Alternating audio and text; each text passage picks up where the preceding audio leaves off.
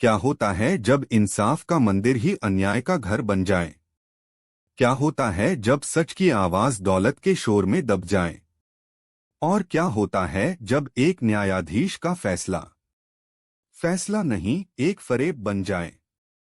इतिहास में ऐसी कई कहानियां हैं, लेकिन आज हम बात करेंगे उस एक कहानी की जहां एक गलत फैसले को पलटने के लिए किसी वकील या सेना की नहीं, बल्कि एक गधे की जरूरत पड़ी। जी हाँ, एक गधा। और उस गधे का मालिक था दुनिया का सबसे अनोखा और बुद्धिमान इंसान, मुल्ला नसीरुद्दीन। तो कुर्सी की पेटी बांध लीजिए, क्योंकि ये कहानी आपके होश उड़ा देगी। हमारे शहर के बाहरी छोर पर एक छोटा सा गांव था, जहां करीम नाम का एक गरीब कुम्हार रहता था। करीम की दुनिया छोटी थी, लेकिन खुशियों से भरी थी। उसके पास पुरखों की दी हुई जमीन का एक छोटा सा टुकड़ा था, जहां उसका घर था, और एक छोटा सा बागीचा। वो दिन भर मेहनत करता, मिट्टी को आकार देता, और जो भी कमाता उसी में अपने परिवार के साथ सुखी था।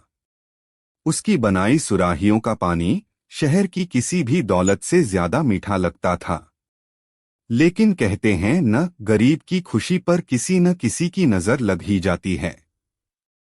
शहर का सबसे अमीर और लालची सेठ धन्नामल बहुत समय से करीम की उस जमीन पर आंखें गड़ाए हुए था। वो जमीन शहर को जाने वाली मुख्य सड़क पर थी, और धन्नामल वहां एक बड़ा बाजार बनाना चाहता था। उसने करीम को कई बार जमीन बेचने के लिए कहा, उसे पैसों का लालच दिया, धमकाया भी, लेकिन करीम ने हर बार मना कर दिया। धन्नामल अपने मुंशी से बोला, ये कुम्हार खुद को समझता क्या है? अरे, उसकी 7 पुश्तें भी उतने पैसे नहीं देख सकती जितने मैं उसे दे रहा हूं। पर वो टस से मस नहीं हो रहा।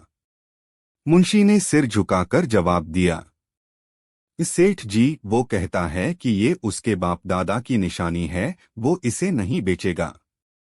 धन्नामल जोर से हंसा, निशानी? हाँ हाँ हाँ। जब सीधी उंगली से घी न निकले तो उंगली टेढ़ी करनी पड़ती है। अब ये जमीन मेरी होगी, चाहे जैसे भी हो। और फिर एक दिन करीम के घर पर अदालत का नोटिस आ गया। सेठ धन्नामल ने दावा किया था कि वो जमीन उसकी है, और करीम ने उस पर अवैध रूप से कब्जा कर रखा है। बेचारा करीम, उसके पैरों तले जमीन खिसक गई। वो भागा भागा शहर के काजी के पास पहुंचा। अदालत की कार्यवाही शुरू हुई। काजी साहब एक ऊंची कुर्सी पर बैठे थे, उनके चेहरे पर गंभीरता का भाव था। एक तरफ सहमा हुआ करीम खड़ा था, और दूसरी तरफ आत्मविश्वास से भरा सेठ धन्नामल अपने वकील के साथ। धन्नामल के वकील ने एक पुराना दिखने वाला पीले रंग का कागज पेश किया। वकील ने तेज आवाज में कहा, हुजूर, ये है जमीन का असली दस्तावेज। इसमें साफ साफ लिखा है कि मेरे मुवक्किल सेठ धन्नामल जी के पिताजी ने ये जमीन आज से 50 साल पहले खरीदी थी। इस पर शाही मुहर भी लगी है। काजी ने उस दस्तावेज को देखा। वो वाकई असली लग रहा था। फिर उन्होंने करीम से पूछा। काजी बोले, करीम, तुम्हारे पास क्या सबूत है कि ये जमीन तुम्हारी है? करीम ने कांपती हुई आवाज में जवाब दिया, हुजूर, मेरे पास भी मेरे दादाजी के हाथ का लिखा कागज है। ये जमीन पीढ़ियों से हमारी है। मेरा जन्म भी वहीं हुआ, मेरे पिता का भी। करीम ने अपना सादा मुड़ा तुड़ा कागज पेश किया। धन्नामल का वकील उसे देखकर हंस पड़ा। वकील ने कहा, हाँ हाँ हाँ, हुजूर, ये तो बस एक मामूली कागज का टुकड़ा है। इस पर न कोई मुहर है, न कोई गवाह।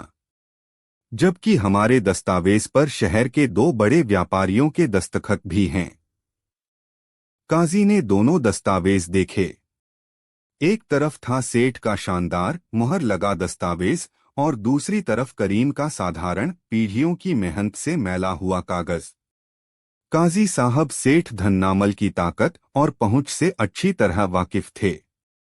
शायद उनकी आंखों पर दौलत की पट्टी बंध चुकी थी, या शायद वो सेठ से डरते थे।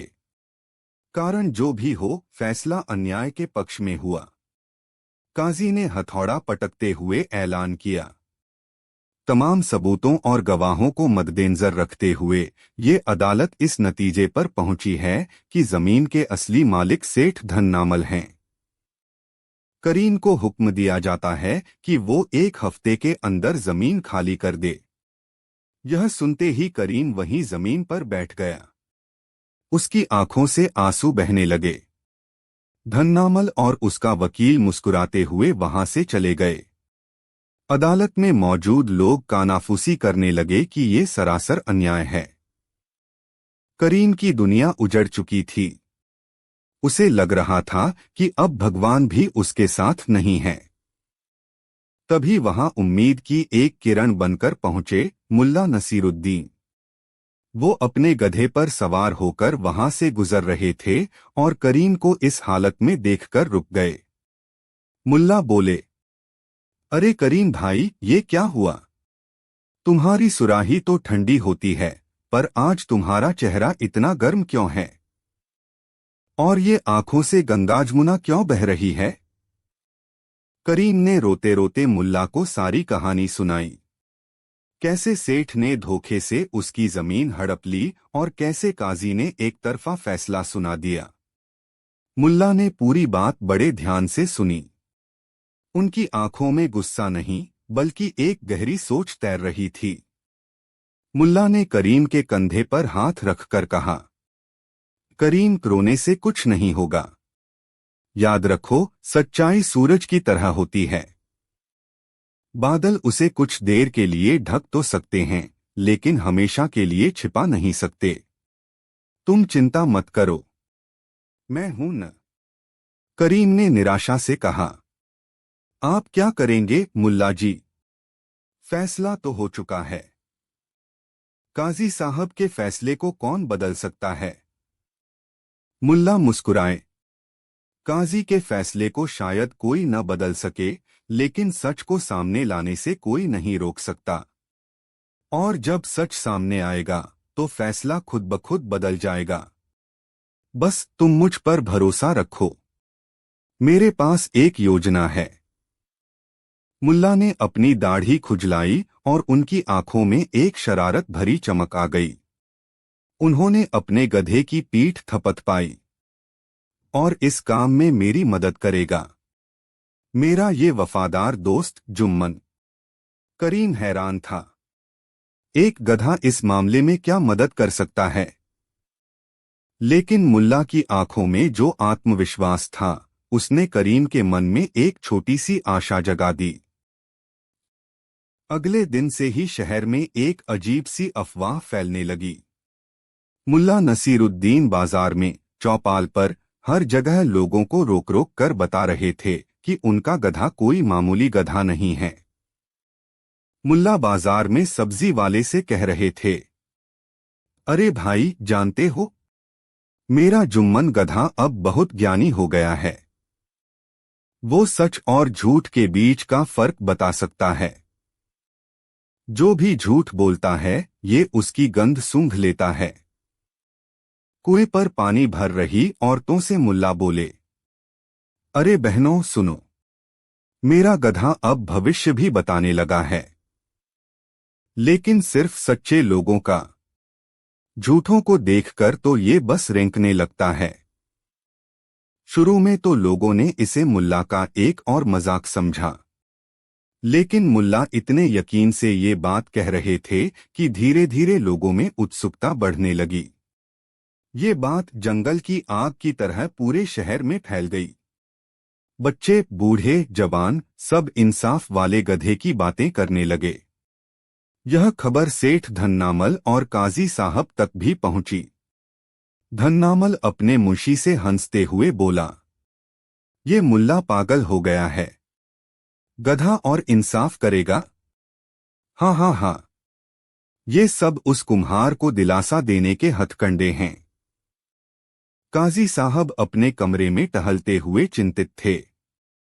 ये मुल्ला कुछ तो गड़बड़ करने वाला है। उसकी बातें भले ही बचकानी लगें, पर उसके पीछे कोई गहरा मकसद होता है। मुझे सावधान रहना होगा। मुल्ला यही तो चाहते थे। उन्होंने अपनी योजना का जाल बिछा दिया था और अब इंतजार कर रहे थे कि मछलियां खुद आकर उसमें फंसें। एक दिन मुल्ला सीधे काजी की अदालत में पहुंच गए। वहां सेठ धन्नामल भी मौजूद था। मुल्ला ने ऊंची आवाज में कहा, काजी साहब, मैंने सुना है कि पूरे शहर में मेरे और मेरे गधे के बारे में बातें हो रही हैं। कुछ लोग मुझ पर यकीन कर रहे हैं, कुछ मुझे पागल कह रहे हैं। मैं चाहता हूं कि दूध का दूध और पानी का पानी हो जाए। काजी ने अकड़कर पूछा, क्या कहना चाहते हो मुल्ला? साफ साफ कहो। मुल्ला बोले, मैं चाहता हूं कि आप एक सार्वजनिक सभा का आयोजन करें, शहर के चौक पर, जहां मैं अपने गधे की मदद से ये साबित करूंगा कि करीम सच्चा है और सेठ धन्नामल झूठा। अगर मेरा गधा गलत साबित हुआ तो मैं शहर छोड़कर चला जाऊंगा, और अगर मैं सही साबित हुआ तो आपको अपना फैसला बदलना होगा। यह एक सीधी चुनौती थी। धन्नामल जोर से हंसा। उसे लगा कि यह उसे और करीम को हमेशा के लिए जलील करने का एक सुनहरा मौका है। धन्नामल ने कहा, हाँ हाँ हाँ, मुझे मंजूर है। मैं भी तो देखूं कि ये गधा कैसे इंसाफ करता है। काजी साहब दुविधा में पड़ गए। अगर वो मना करते तो लोग सोचते कि वो डर गए हैं और उनका फैसला गलत था। अपनी इज्जत बचाने के लिए उन्हें अनिच्छा से सहमति देनी पड़ी। काजी बोले, ठीक है मुल्ला, कल दोपहर को शहर के चौक पर ये परीक्षा होगी। लेकिन याद रखना, अगर तुम झूठे साबित हुए तो सजा के लिए तैयार रहना। मुल्ला मुस्कुराते हुए बोले, सजा तो झूठे को मिलेगी काजी साहब, चाहे वो मैं हूं या कोई और। मुल्ला की यह बात सीधे काजी और धन्नामल के दिल में तीर की तरह चुभी। वो दिन आ ही गया। पूरा शहर मुल्ला के चमत्कार को देखने के लिए उमड़ पड़ा था। लोग पेड़ों पर, छतों पर चढ़े हुए थे। बीच में एक घेरा बनाया गया था। काजी साहब एक ऊंची जगह पर बैठे थे। उनके बगल में सेठ धन्नामल खड़ा था। एक तरफ दरास हमा करीम था और दूसरी तरफ आत्मविश्वास से भरे मुल्ला नसीरुद्दीन अपने गधे जुम्मन के साथ खड़े थे। मुल्ला भीड़ के सामने आए। एकदम शांति छा गई। मुल्ला ने गंभीर आवाज में कहा, मेरे प्यारे शहरवासियों और काजी साहब, आज हम यहाँ किसी तमाशे के लिए जमा नहीं हुए हैं। आज हम यहाँ सच को खोजने के लिए जमा हुए हैं। कहते हैं जानवर बेजुबान होते हैं, लेकिन उनकी आत्मा पवित्र होती है। वो झूठ और फरेब को पहचान लेते हैं। मेरा ये गधा जुम्मन आज यही करेगा। ये बताएगा कि इन दोनों में से सच्चा कौन है और झूठा कौन। भीड़ में हलचल मच गई। धन्नामल घमंड से मुस्कुरा रहा था। उसे लग रहा था कि मुल्ला अब बुरी तरह फंस चुका है। मुल्ला ने अपनी योजना बताई। परीक्षा बहुत सीधी है। मैंने इस गधे की पूंछ पर एक खास किस्म का जादुई लेप लगाया है। जो भी सच्चा होगा, जब वो इसकी पूंछ को छुएगा तो कुछ नहीं होगा। लेकिन जैसे ही कोई झूठा व्यक्ति इसकी पूंछ को हाथ लगाएगा, ये गधा जोर जोर से रेंककर पूरे शहर को उसकी सच्चाई बता देगा। यह सुनकर सबके होश उड़ गए। ऐसा कैसे हो सकता है? धन्नामल की भी मुस्कुराहट थोड़ी फीकी पड़ गई। उसे यह सब बकवास लग रहा था, लेकिन हजारों लोगों के सामने एक डर सा मन में बैठ गया। मुल्ला करीम की तरफ मुड़कर बोले, करीम तुम पहले जाओ। जाओ और बिना डरे इस गधे की पूंछ को छुओ, क्योंकि तुम सच्चे हो। करीम कांपते हुए आगे बढ़ा। उसे मुल्ला पर पूरा भरोसा था। उसने आंखें बंद कीं, अल्लाह को याद किया और गधे की पूंछ को कसकर पकड़ लिया। सबकी सांसें रुकी हुई थीं। एक पल, दो पल, कुछ नहीं हुआ। गधा शांति से अपनी दूब चबाता रहा। भीड़ ने राहत की सांस ली। मुल्ला मुस्कुराए। अब बारी थी सेठ धन्नामल की। मुल्ला धन्नामल की ओर देखकर बोले, इस सेठ जी, अब आपकी बारी है। अगर आपका दावा सच्चा है तो जाइए और पूंछ को छूकर अपनी सच्चाई साबित कीजिए। अब धन्नामल की हालत खराब हो गई। उसका दिमाग तेजी से चल रहा था। ये सब मुल्ला का ढोंग है। एक गधा कैसे बता सकता है? लेकिन अगर इसने सच में रेंकना शुरू कर दिया तो मेरी इज्जत का क्या होगा? हजारों लोगों के सामने मेरा पर्दाफाश हो जाएगा। झूठे आदमी का सबसे बड़ा दुश्मन उसका अपना डर होता है। धन्नामल ने सोचा कि वो चालाकी से काम लेगा। वो गधे के पास गया, भीड़ को दिखाने के लिए अपना हाथ पूंछ की तरफ बढ़ाया, लेकिन आखिरी पल में बिना छुए ही हाथ पीछे खींच लिया। उसने ऐसा अभिनय किया जैसे उसने पूंछ को छू लिया है। धन्नामल वापस आकर अकड़कर खड़ा हो गया। देखो, कुछ नहीं हुआ। मैं भी सच्चा हूं। भीड़ में फिर से फुसफुसाहट होने लगी। काजी साहब भी सोच में पड़ गए। लेकिन मुल्ला नसीरुद्दीन शांत थे। उनकी योजना का आखिरी और सबसे महत्वपूर्ण हिस्सा अब शुरू होने वाला था। मुल्ला एक रहस्यमयी मुस्कान के साथ बोले, वाह सेठ जी, बहुत खूब। काजी साहब, फैसला करने से पहले मैं बस एक छोटी सी चीज देखना चाहता हूं। मुल्ला करीम और धन्नामल के पास गए। मुल्ला ने ऊंची आवाज में कहा, करीम जरा अपने हाथ आगे करो। करीम ने हाथ आगे किए। उसका हाथ पूरी तरह से काला था। मुल्ला ने अब धन्नामल से कहा, सेठ जी, अब आप भी जरा अपने हाथ आगे कीजिए। धन्नामल का चेहरा सफेद पड़ गया। उसे समझ आ गया कि वो फंस चुका है। उसने झिझकते हुए अपने हाथ आगे किए। उसके हाथ एकदम साफ थे। उन पर एक भी दाग नहीं था। भीड़ में सन्नाटा छा गया। फिर मुल्ला की आवाज गूंजी, जो किसी फैसले से कम नहीं थी। मुल्ला ने काजी और भीड़ को संबोधित करते हुए कहा, देखिए, सब अपनी आंखों से देखिए। मैंने इस गधे की पूंछ पर कोई जादुई लेप नहीं, बल्कि कालिख लगाई थी। सच्चा आदमी करीम, जिसे अपनी सच्चाई पर यकीन था, वो डरा नहीं। उसने जाकर पूंछ को छुआ और उसके हाथ काले हो गए। लेकिन झूठा आदमी सेठ धन्नामल पकड़े जाने के डर से इतना घबरा गया कि उसने पूंछ को छूने की हिम्मत ही नहीं की। इसके साफ हाथ ही इसके झूठ का सबसे बड़ा सबूत हैं। मुल्ला की बात सुनते ही पूरी भीड़ में हंगामा मच गया। लोग चिल्लाने लगे, धन्नामल झूठा है, करीम बेकसूर है। इंसाफ करो। सच शीशे की तरह साफ हो चुका था। सेठ धन्नामल का चेहरा शर्म और डर से झुक गया। काजी साहब के पास अब कोई रास्ता नहीं बचा था। हजारों लोगों के सामने उनकी और उनके फैसले की धज्जियां उड़ चुकी थीं। अपनी इज्जत बचाने और जनता के गुस्से से बचने के लिए उन्हें खड़ा होना पड़ा। काजी ने कांपती हुई आवाज में हथौड़ा पटकते हुए कहा, खामोश।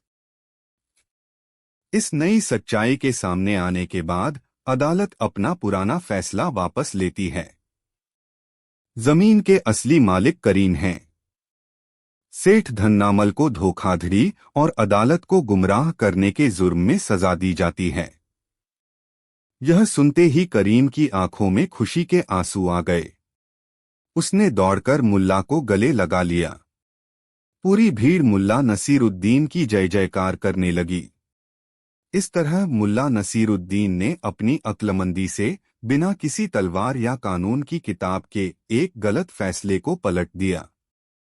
उन्होंने साबित कर दिया कि सबसे बड़ा जज इंसान की अपनी अंतरात्मा होती है और सबसे बड़ा सबूत झूठे आदमी का अपना डर। कहानी का अंत होता है उस खूबसूरत दृश्य के साथ जहां मुल्ला नसीरुद्दीन अपने गधे जुम्मन पर बैठकर धीरे धीरे गांव की ओर जा रहे हैं। सूरज ढल रहा है। मुल्ला अपने गधे से प्यार से कहते हैं, देखा जुम्मन, कहते हैं अक्ल बड़ी या भैंस, लेकिन आज तो अक्ल बड़ी या गधा। हाँ हाँ हाँ। तो दोस्तों, ये थी मुल्ला नसीरुद्दीन की वो अद्भुत कहानी जो हमें सिखाती है कि सच्चाई को दबाया जा सकता है, हराया नहीं जा सकता। और मुश्किल कितनी भी बड़ी क्यों न हो, अगर दिमाग का सही इस्तेमाल किया जाए तो हर समस्या का हल निकाला जा सकता है। आपको यह कहानी कैसी लगी, हमें कमेंट्स में जरूर बताइएगा। अगर आपको मुल्ला की ये चतुराई पसंद आई तो वीडियो को लाइक करना और अपने दोस्तों के साथ शेयर करना न भूलें। और ऐसी ही मजेदार और ज्ञानवर्धक कहानियों के लिए हमारे चैनल को सब्सक्राइब जरूर करें। मिलते हैं अगली कहानी में। तब तक सोचते रहिए और मुस्कुराते रहिए। कहानी 2। सदियों से इंसान एक सवाल के भंवर में गोता लगा रहा है। एक ऐसा सवाल जो दिखने में तो बहुत सीधा है, लेकिन उसकी गहराई ने दुनिया के सबसे बड़े ज्ञानियों और दार्शनिकों को भी चक्कर में डाल दिया है। यह सवाल महज एक पहेली नहीं, बल्कि जीवन, सृष्टि और अस्तित्व के रहस्य का प्रतीक है। सवाल है, पहले क्या आया, मुर्गी या अंडा? इस सवाल पर हजारों किताबें लिखी गईं, बड़ी बड़ी सभाओं में बहसें हुईं, लेकिन कोई भी ऐसा जवाब नहीं दे पाया जो सबके मन को शांत कर सके। कोई कहता है अंडा, क्योंकि हर जीव अंडे से ही जन्म लेता है। तो कोई कहता है मुर्गी, क्योंकि अंडा देने के लिए मुर्गी का होना तो जरूरी है। यह एक ऐसा चक्रव्यूह है जिसका कोई अंत नहीं। लेकिन क्या आप जानते हैं, इतिहास में एक ऐसा शख्स था जिसने इस चक्रव्यूह को एक झटके में तोड़ दिया था। एक ऐसा इंसान जिसकी पोशाक तो फकीरों जैसी थी, लेकिन जिसकी अक्ल बादशाहों को भी मात देती थी। जी हाँ, हम बात कर रहे हैं मुल्ला नसीरुद्दीन की। आज हम आपको उसी अविश्वसनीय कहानी की गहराई में ले जाएंगे, जब मुल्ला नसीरुद्दीन के सामने सिर्फ यह सवाल नहीं रखा गया, बल्कि उनकी इज्जत, उनकी बुद्धि और उनका सब कुछ दांव पर लगा दिया गया था। तो तैयार हो जाइए, क्योंकि इस कहानी के अंत में आपको जो जवाब मिलेगा वो आपकी सोच को हमेशा के लिए बदल सकता है। हमारे शहर में उन दिनों एक बहुत बड़े विद्वान का आगमन हुआ। उनका नाम था आचार्य ज्ञानसागर। जैसा नाम वैसा ही उनका ज्ञान। कहते हैं कि उन्होंने दुनिया की हर बड़ी किताब पढ़ रखी थी। उनके तर्क इतने तीखे थे कि बड़े बड़े पंडित उनके सामने पानी भरते थे। वो जहां भी जाते अपने ज्ञान की पताका फहराते और स्थानीय विद्वानों को शास्त्रार्थ में हराकर अपनी श्रेष्ठता साबित करते। आचार्य ज्ञानसागर को अपने ज्ञान पर अटूट घमंड था। वो मानते थे कि इस दुनिया में कोई ऐसा सवाल नहीं जिसका जवाब उनके पास न हो, और कोई ऐसा व्यक्ति नहीं जो उनसे ज्यादा बुद्धिमान हो। शहर के बादशाह सलामत भी आचार्य के ज्ञान से बहुत प्रभावित हुए। उन्होंने आचार्य को राजातिथि घोषित कर दिया और अपने दरबार में उनका बहुत सम्मान किया। धीरे धीरे आचार्य ज्ञानसागर ने दरबार के सभी सलाहकारों और मंत्रियों को अपनी बुद्धिमानी से निरुत्तर कर दिया। अब पूरे राज्य में बस एक ही नाम की गूंज थी, आचार्य ज्ञानसागर। एक दिन दरबार में बैठे बैठे आचार्य ने बादशाह से कहा, महाराज, मैंने सुना है कि आपके शहर में एक मुल्ला नसीरुद्दीन रहता है। लोग उसकी हाजिर जवाबी और बुद्धिमानी के बड़े किस्से सुनाते हैं। मैंने आपके दरबार के सभी ज्ञानियों को परख लिया। अब मैं उस मुल्ला की अक्ल का भी इम्तिहान लेना चाहता हूँ। बादशाह मुस्कुराए। वो मुल्ला की अक्लमंदी से परिचित थे। आचार्य जी, मुल्ला कोई किताबी ज्ञानी नहीं है। उसकी बुद्धि गलियों और बाजारों की ठोकरों से बनी है। उसे हराना आसान नहीं होगा। आचार्य घमंड से हंसे। महाराज, मेरे तर्कों के महासागर के सामने वो गली का पानी कहाँ टिकेगा? आप बस एक सभा का आयोजन कीजिए। मैं पूरी प्रजा के सामने साबित कर दूंगा कि वो जिसे बुद्धिमान समझती है वो असल में एक महामूर्ख है। यह बात जंगल की आग की तरह पूरे शहर में फैल गई। लोगों में उत्सुकता और चिंता दोनों थी। एक तरफ था आचार्य ज्ञान सागर का किताबी ज्ञान और दूसरी तरफ थी मुल्ला नसीरुद्दीन की दुनियादारी वाली समझ। यह सिर्फ दो लोगों की नहीं बल्कि दो अलग अलग तरह की बुद्धियों की टक्कर थी। अगले दिन बादशाह के सिपाही मुल्ला के घर पहुंचे। मुल्ला अपने गधे को चारा खिला रहे थे। सिपाही ने शाही फरमान पढ़ा। मुल्ला नसीरुद्दीन, आचार्य ज्ञान सागर ने आपको शास्त्रार्थ के लिए चुनौती दी है। आपको कल दरबार में उपस्थित होना होगा। मुल्ला ने गधे की पीठ थपथपाई और बोले, अच्छा, तो ज्ञान के सागर को मेरे जैसे छोटे से तालाब में कंकड़ मारने का शौक चढ़ा है। कोई बात नहीं, कह देना कि हम आएंगे। अगले दिन पूरा दरबार खचाखच भरा हुआ था। शहर के आम लोग, व्यापारी, विद्वान, मंत्री सब इस ऐतिहासिक मुकाबले को देखने के लिए मौजूद थे। एक तरफ सोने के सिंहासन पर आचार्य ज्ञान सागर अपने रेशमी वस्त्रों में बैठे थे। उनके चेहरे पर आत्मविश्वास और अहंकार साफ झलक रहा था। दूसरी तरफ एक साधारण सी चौकी पर मुल्ला नसीरुद्दीन अपने रोजाना के फटे पुराने कपड़ों में बैठे थे और ऐसे बोस्ट रहे थे मानो उन्हें किसी चीज की परवाह ही न हो। आचार्य ज्ञान सागर खड़े हुए। उनकी आवाज में घमंड की गूंज थी। मुल्ला नसीरुद्दीन, लोग तुम्हें बहुत बुद्धिमान कहते हैं। आज मैं तुमसे एक ऐसा सवाल पूछूंगा जिसने सृष्टि के आरंभ से लेकर आज तक हर किसी को उलझाया है। अगर तुमने इसका सही और संतोषजनक जवाब दे दिया तो मैं तुम्हें इस राज्य का सबसे बड़ा ज्ञानी मान लूंगा और यह मोतियों की माला तुम्हें भेंट करूंगा। उन्होंने अपने गले से एक कीमती मोतियों की माला उतारी। लेकिन अगर तुम जवाब नहीं दे पाए, आचार्य की आंखों में धूर्तता चमकी, तो तुम्हें इसी भरे दरबार में खड़े होकर 3 बार कहना होगा, मैं एक मूर्ख हूं और आज के बाद तुम किसी को कोई सलाह या ज्ञान नहीं दोगे। यह सुनकर पूरे दरबार में सन्नाटा छा गया। दांव बहुत बड़ा था। यह मुल्ला की इज्जत का सवाल था। लोगों ने देखा कि मुल्ला अभी भी शांत बैठे थे, मानो वो किसी और ही दुनिया में हो। बादशाह ने मुल्ला से पूछा, मुल्ला, क्या तुम्हें यह शर्त मंजूर है? मुल्ला ने एक जम्हाई ली और बोले, मंजूर है बादशाह सलामत, पर मेरी भी एक छोटी सी शर्त है। आचार्य हंसे, तुम्हारी क्या शर्त हो सकती है? मुल्ला ने कहा, शर्त बस इतनी है कि अगर मैं जीत गया तो आचार्य जी अपनी यह शानदार रेशमी पगड़ी मेरे गधे जुम्मन के सिर पर पहनाएंगे और उसे शहर के चौक तक घुमाकर लाएंगे। यह सुनते ही पूरे दरबार में हंसी का फव्वारा छूट गया। आचार्य ज्ञान सागर का चेहरा गुस्से से लाल हो गया। उन्हें यह अपना घोर अपमान लगा, लेकिन अब वो पीछे नहीं हट सकते थे। उन्होंने गुस्से में कहा, मंजूर है। अब माहौल पूरी तरह से गंभीर हो गया था। सबकी नजरें आचार्य पर थीं। आचार्य ने अपनी आवाज में दार्शनिक गंभीरता लाते हुए सवाल पूछा।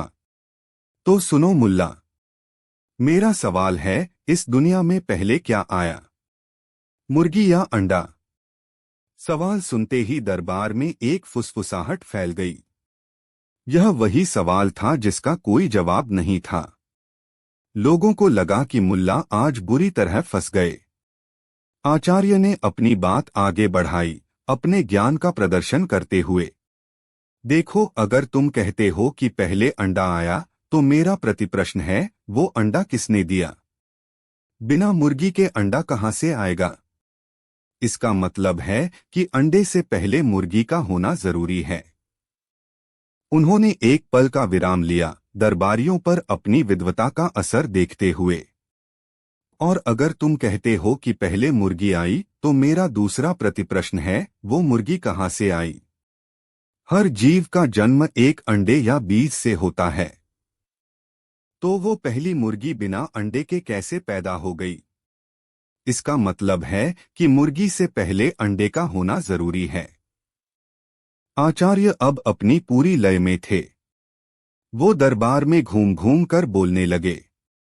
यह एक अंतहीन चक्र है। कारण से कार्य और कार्य से कारण, बीज से वृक्ष और वृक्ष से बीज। विज्ञान कहता है कि लाखों साल पहले किसी पक्षी के डीएनए में बदलाव हुआ और उसने एक ऐसा अंडा दिया जिससे पहली मुर्गी निकली, तो इसका मतलब है कि अंडा पहले आया। लेकिन वो अंडा भी तो किसी पक्षी ने ही दिया जो मुर्गी जैसा ही था। धर्मग्रंथ कहते हैं कि ईश्वर ने पहले सभी प्राणियों को पूर्ण रूप में बनाया, यानी पहले मुर्गी बनाई। लेकिन तब तर्कशास्त्र उस पर सवाल उठाता है। यह एक ऐसा दार्शनिक भंवर है मुल्ला, जिससे निकलना असंभव है। आचार्य ने लगभग 15 मिनट तक इसी विषय पर दुनिया भर के दर्शन, विज्ञान और धर्म के उदाहरण दिए। उन्होंने ऐसे ऐसे कठिन शब्दों का प्रयोग किया कि आधे दरबारियों को तो समझ ही नहीं आया कि वो बोल क्या रहे हैं। लेकिन सब उनके ज्ञान के दिखावे से बहुत प्रभावित थे। उन्होंने एक ऐसा तार्किक मकड़जाल बुन दिया था, जिसमें से निकलना किसी के बस की बात नहीं लग रही थी। अपना लंबा भाषण समाप्त करके आचार्य विजेता की तरह अपने सिंहासन पर बैठ गए। उन्होंने मुल्ला की ओर देखा, जिनकी आंखें बंद थीं। आचार्य ने ताना मारा, क्यों मुल्ला? लगता है मेरे तर्कों की गहराई में तुम्हें नींद आ गई, या फिर तुम्हारा दिमाग जवाब खोजने में हार मान चुका है। मुल्ला ने धीरे धीरे अपनी आंखें खोलीं। उनके चेहरे पर न कोई चिंता थी, न कोई घबराहट। एक शांत मुस्कान थी। वो अपनी जगह से खड़े हुए और बादशाह की ओर देखकर बोले, बादशाह सलामत और विद्वान आचार्य जी, आपने सवाल को इतना घुमा दिया, इतना जटिल बना दिया कि इसका सीधा सादा जवाब ही कहीं खो गया। आचार्य हंसे, सीधा सादा जवाब? इस गूढ़ प्रश्न का कोई सीधा जवाब हो ही नहीं सकता। मुल्ला मुस्कुराए, क्यों नहीं हो सकता? हर सवाल का एक जवाब होता है, बस देखने का नजरिया चाहिए। बादशाह सलामत, क्या मैं अपने जवाब को साबित करने के लिए 2 चीजें मंगवा सकता हूं? बादशाह ने उत्सुकता से कहा, जरूर मुल्ला। तुम्हें क्या चाहिए? मुल्ला बोले, बस एक जिंदा मुर्गी और एक अंडा। दरबार में फिर से हलचल मच गई। मुल्ला, अब ये क्या करने वाले हैं? तुरंत एक सेवक एक टोकरी में एक मुर्गी और एक अंडा ले आया। मुल्ला ने दोनों चीजों को अपने सामने एक मेज पर रख दिया। पूरा दरबार सांस रोके देख रहा था। क्या मुल्ला मुर्गी से अंडा दिलवाएंगे, या अंडे को फोड़कर कुछ दिखाएंगे? मुल्ला ने आचार्य ज्ञानसागर की आंखों में आंखें डालकर देखा। आचार्य जी, आपका सवाल बहुत अच्छा है, लेकिन अधूरा है। आपने यह तो पूछा कि पहले क्या आया, लेकिन आपने यह नहीं बताया कि कहाँ पहले आया। आचार्य चौंक गए, कहा, इससे क्या फर्क पड़ता है? मुल्ला ने कहा, बहुत फर्क पड़ता है आचार्य जी, बहुत फर्क पड़ता है। फिर मुल्ला बादशाह और पूरी सभा की ओर मुड़े और अपनी आवाज में एक अनोखा आत्मविश्वास भरकर बोले, मेरे अजीज दोस्तों, इस दुनिया के सबसे बड़े सवाल का जवाब है। पहले मुर्गी आई। यह सुनते ही आचार्य ज्ञानसागर अपनी जगह से उछल पड़े। मैंने कहा था, यह गलत जवाब है। साबित करो। वो पहली मुर्गी कहां से आई? क्या वो आसमान से टपकी थी? तुम्हारे पास क्या सबूत है? पूरा दरबार अब मुल्ला के सबूत का इंतजार कर रहा था। मुल्ला की इज्जत और शर्त अब इसी सबूत पर टिकी थी। मुल्ला नसीरुद्दीन जोर से हंसे। उनकी हंसी पूरे दरबार में गूंज गई। सबूत? आचार्य जी, सबूत तो आप खुद हैं। सबूत यह पूरा दरबार है। सबूत यह पूरी दुनिया है। आचार्य को कुछ समझ नहीं आया। ये क्या बकवास है? मुल्ला ने समझाया, आचार्य जी, आप जब किसी से बात करते हैं तो पहले अक्षर बोलते हैं या म? आचार्य ने चिढ़कर कहा, पहले आता है। मुल्ला ने फिर पूछा, जब आप वर्णमाला पढ़ते हैं तो पहले आता है या म? आचार्य का गुस्सा बढ़ने लगा। जाहिर है अब पहले आता है। तुम कहना क्या चाहते हो? मुल्ला अब मेज के पास गए। उन्होंने पहले मुर्गी की तरफ इशारा किया और फिर अंडे की तरफ। बादशाह सलामत और मेरे दोस्तों, जरा इन दोनों के नाम बोलकर देखिए। मुर्गी और अंडा। मुर्गी का पहला अक्षर है म। अंडे का पहला अक्षर है।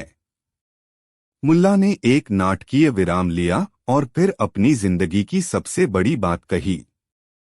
तो मेरे परम ज्ञानी आचार्य जी, आप ही बताइए।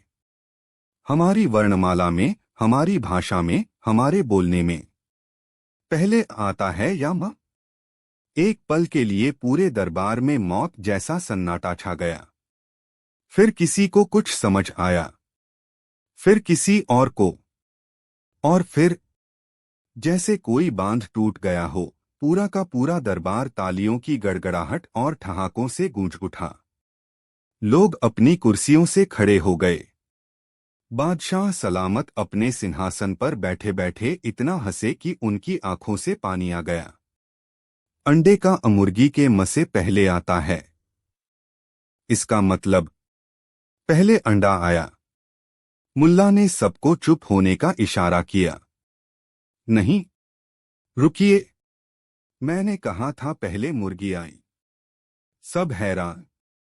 ये क्या? मुल्ला ने फिर मुस्कुराकर कहा, मैंने तो मजाक किया था।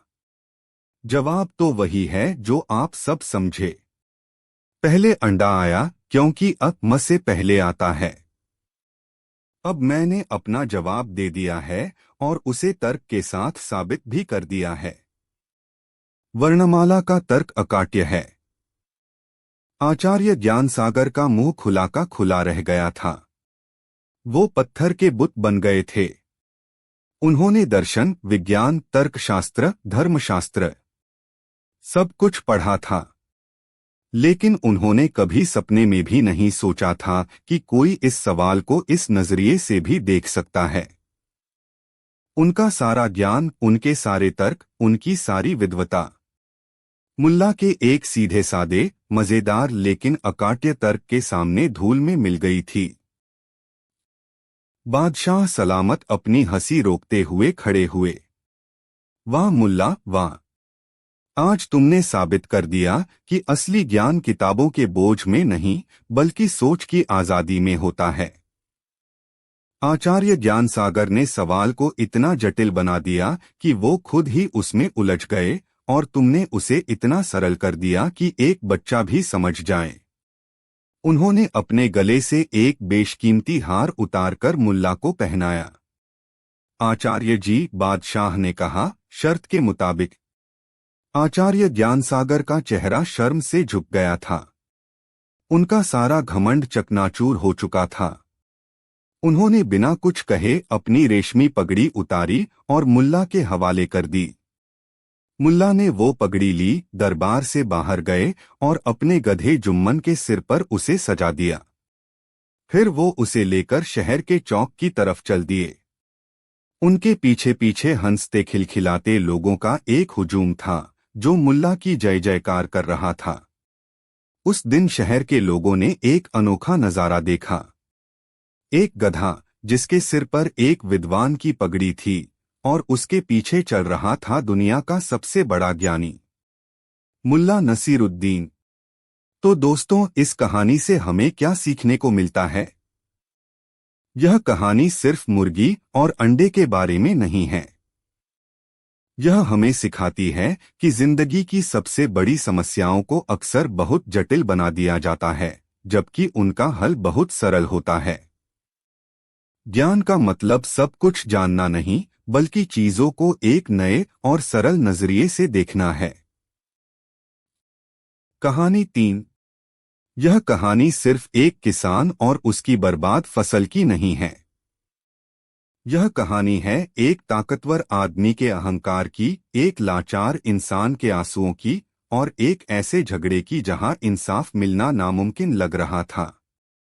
और जब इंसाफ के सारे दरवाजे बंद हो जाते हैं, तब कहानी में एंट्री होती है एक ऐसे शख्स की जिसका दिमाग किसी भी ताले को खोलने की चाबी रखता है। जी हाँ, हम बात कर रहे हैं मुल्ला नसीरुद्दीन की। तो अपनी कुर्सी पर आराम से बैठ जाइए, क्योंकि आज हम आपको उस अविश्वसनीय मुकदमे की कहानी सुनाएंगे जहां कटघरे में कोई इंसान नहीं, बल्कि एक बकरी खड़ी थी। और गवाह भी वो खुद ही थी। हमारे शहर के पास एक छोटा सा गांव था। उस गांव में रामू नाम का एक सीधा सादा किसान रहता था। लोग उसे रामू काका कहकर बुलाते थे। रामू काका के पास जमीन का एक छोटा सा टुकड़ा था जो उनके लिए खेत नहीं, बल्कि उनकी दुनिया थी। उन्होंने उस जमीन पर अपने खून पसीने से सब्जियों का एक खूबसूरत बागीचा लगाया था। अरे मेरे टमाटरों, जल्दी से लाल हो जाओ, शहर के लोग तुम्हारा इंतजार कर रहे हैं। मेरी पालक रानी, तुम्हारी हरियाली देखकर तो दिल खुश हो जाता है। रामू काका ने अपनी बेटी की शादी के लिए बैंक से कर्जा लिया था।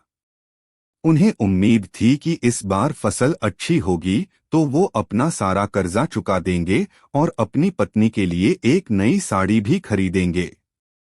उनकी फसल, खासकर उनकी गोभी की फसल, इस बार बहुत अच्छी हुई थी। बड़े बड़े सफेद फूलों वाली गोभियां ऐसी लग रही थीं मानो खेत में किसी ने मोती बिछा दिए हों। लेकिन रामू काका की खुशियों को किसी की नजर लग गई थी। गांव का चौधरी बलवान सिंह एक बहुत ही घमंडी और अमीर आदमी था। उसे अपनी दौलत और ताकत का बहुत गुरूर था। चौधरी ने एक खास नस्ल की बकरी पाल रखी थी। वो बकरी नहीं, बल्कि चौधरी के अहंकार का प्रतीक थी। वो उसे बादाम और पिस्ता खिलाता और उसकी देखरेख के लिए 2 नौकर रखे हुए थे। बकरी भी अपने मालिक की तरह ही अकड़ू थी और पूरे गांव में कहीं भी मुंह मारने के लिए आजाद घूमती थी। एक रात जब पूरा गांव सो रहा था, चौधरी की वो बेलगाम बकरी चुपके से रामू काका के खेत में घुस गई। सुबह जब रामू काका अपने सपनों को आंखों में लिए खेत पहुंचे, तो मंजर देखकर उनके पैरों तले जमीन खिसक गई। उनका सुंदर बागीचा एक उजाड़ मैदान बन चुका था। गोभी के फूल गायब थे, टमाटर के पौधे टूटे पड़े थे और पालक की क्यारियां रौंदी हुई थीं। खेत में जगह जगह बकरी के खुरों के निशान थे और वहीं पास में चौधरी की बकरी मजे से जुगाली कर रही थी, मानो कह रही हो, दावत तो बहुत अच्छी थी। रामू काका वहीं जमीन पर बैठकर दहाड़े मारकर रोने लगे। उनकी महीनों की मेहनत, उनकी बेटी की शादी का कर्जा, उनकी सारी उम्मीदें, सब कुछ एक रात में मिट्टी में मिल गया था। रोते बिलखते रामू काका गांव के कुछ लोगों के साथ चौधरी बलवान सिंह की हवेली पहुंचे। चौधरी अपने बड़े से बरामदे में हुक्का गुड़गुड़ा रहा था। रामू काका ने हाथ जोड़कर कहा, चौधरी जी, गजब हो गया। आपकी बकरी ने मेरी पूरी फसल तबाह कर दी। मैं बर्बाद हो गया मालिक, मेरी महीनों की मेहनत। चौधरी ने हुक्के का एक लंबा कश लिया और धुएं के छल्ले बनाते हुए तिरस्कार से कहा, तो मैं क्या करूं? और तुम्हारी हिम्मत कैसे हुई मेरी बकरी पर इल्जाम लगाने की? तुम्हारे पास क्या सबूत है? रामू काका ने गिड़गिड़ाते हुए कहा, सबूत? चौधरी जी, मैंने अपनी आंखों से उसे अपने खेत में देखा। उसके खुरों के निशान हैं। पूरा गांव जानता है कि ये बकरी आपकी है। चौधरी जोर से हंसा। हाँ हाँ हाँ, निशान तो किसी भी बकरी के हो सकते हैं। और रही बात मेरी बकरी की, तो वो ऐसी सूखी सब्जियां नहीं खाती। वो शाही बकरी है, बादाम खाती है। तुम अपनी नाकामी का ठीकरा मेरी बेजुबान बकरी पर फोड़ रहे हो। दफा हो जाओ यहां से। जब बात नहीं बनी तो गांव वालों की सलाह पर मामला पंचायत में ले जाया गया। सरपंच साहब चौधरी के ही दोस्त थे और उसी के एहसानों तले दबे हुए थे। पंचायत बैठी। रामू काका ने अपनी दर्दभरी कहानी सुनाई। उनकी आंखों से आंसू बह रहे थे। सरपंच ने चौधरी से पूछा, चौधरी, तुम्हारा क्या कहना है? चौधरी ने वही अकड़ दिखाई। सरपंच जी, यह आदमी सरासर झूठ बोल रहा है। इसका कोई गवाह नहीं है। क्या किसी ने मेरी बकरी को इसके खेत में घुसते हुए देखा? नहीं। तो बिना सबूत के यह इल्जाम कैसे लगाया जा सकता है? यह तो मेरी और मेरी बकरी की सरेआम बेइज्जती है। सरपंच ने रामू काका से कहा, रामू, चौधरी ठीक कह रहा है। जब तक कोई चश्मदीद गवाह न हो, हम कैसे मान लें? हम बकरी से तो पूछ नहीं सकते कि उसने फसल खाई है या नहीं। यह कहकर सरपंच और बाकी पंच हंसने लगे। बेचारा रामू काका, वो समझ गया कि यहां उसे इंसाफ नहीं मिलेगा। पंचायत ने सबूतों के अभाव में मामला खारिज कर दिया। रामू काका का दिल टूट गया। वो हारा हुआ, थका हुआ, अपनी किस्मत को कोसता हुआ पंचायत से बाहर आ गया। उसे लग रहा था कि अब उसकी दुनिया में अंधेरे के सिवा कुछ नहीं बचा। जब इंसान हर तरफ से हार जाता है, तब उसे किसी चमत्कार की उम्मीद होती है। रामू काका के लिए वो चमत्कार बनकर आए मुल्ला नसीरुद्दीन।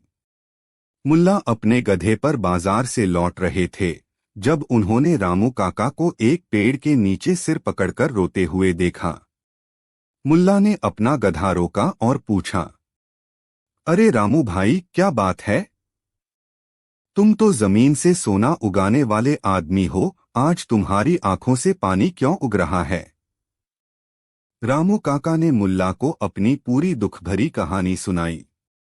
कैसे चौधरी की बकरी ने उसकी फसल बर्बाद की और कैसे पंचायत ने उसे इंसाफ देने से इनकार कर दिया। मुल्ला ने पूरी बात बड़े ध्यान से सुनी। उनकी आंखों में न गुस्सा था, न दया, बस एक गहरी सोच थी। उन्होंने अपनी दाढ़ी खुजलाई और रामू काका के कंधे पर हाथ रखा। रामू, रोना बंद करो। आंसू बर्बाद हुई फसल को वापस नहीं ला सकते, लेकिन अक्ल, हाँ, अक्ल तुम्हारा नुकसान जरूर भर सकती है। रामू ने निराशा से कहा, कैसी अक्ल मुल्ला जी? जब सरपंच और चौधरी एक हों तो गरीब की कौन सुनता है? अब तो भगवान ही मालिक है। मुल्ला मुस्कुराए, एक रहस्यमयी मुस्कान। भगवान तो मालिक है ही, लेकिन उसने हमें दिमाग भी तो इस्तेमाल करने के लिए दिया है। सरपंच कहता है कि बकरी से नहीं पूछा जा सकता। मैं कहता हूं पूछा जा सकता है।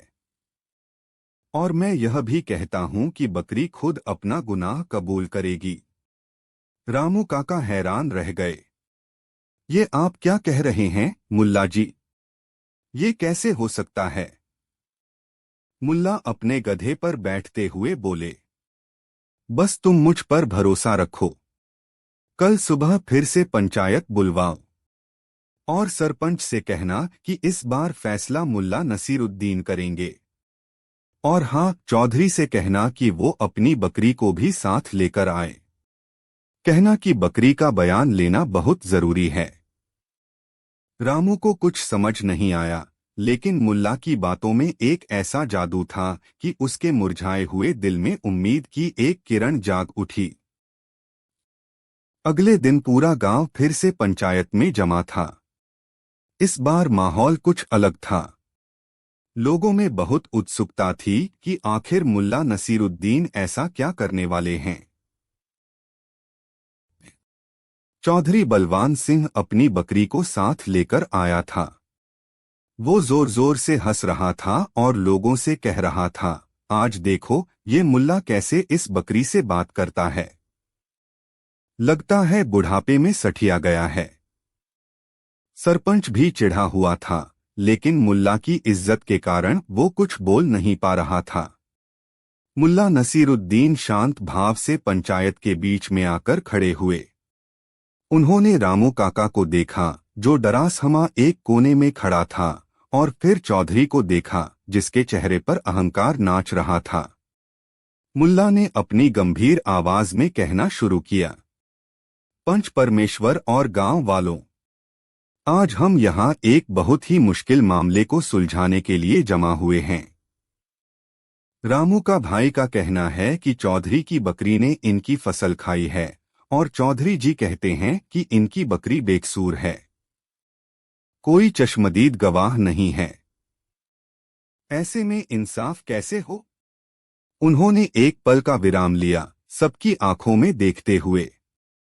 कहते हैं कि जानवर बेजुबान होते हैं, लेकिन मैं कहता हूं कि वो झूठ नहीं बोलते।